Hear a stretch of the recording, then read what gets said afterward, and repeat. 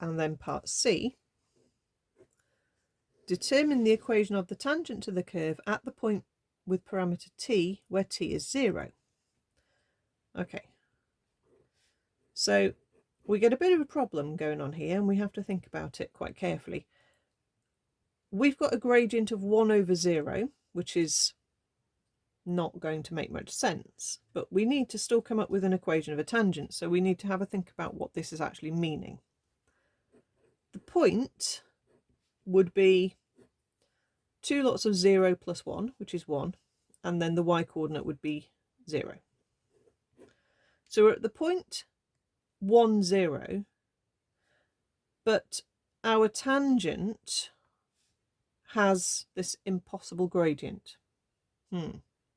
We don't really know what the curve looks like, but if we think about our gradient as the change in y divided by the change in x, and we go back to thinking about how we did that formula in coordinate geometry last year in the unit 1, if you have two coordinates, one vertically above the other, and you were trying to use your formula y2 minus y1 over x2 minus x1 to work out the gradient of the line joining 2 points if they're vertically one on top of the other, that's how you would kind of make sense of a 0 on the bottom of the fraction. It would mean that there is no change in the x coordinate.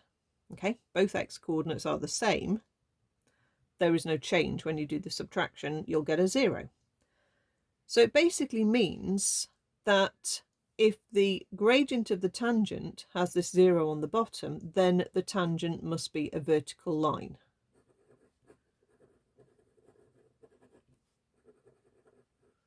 So you have to think about that and realize that.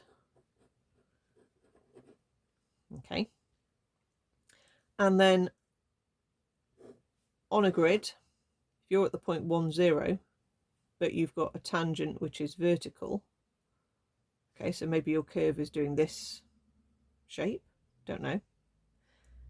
But any vertical lines are of an equation of the form x equals something. So therefore it is x equals 1 is the equation of the tangent.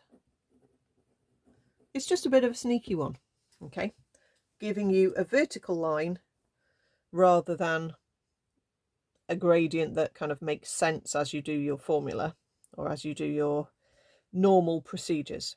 Okay,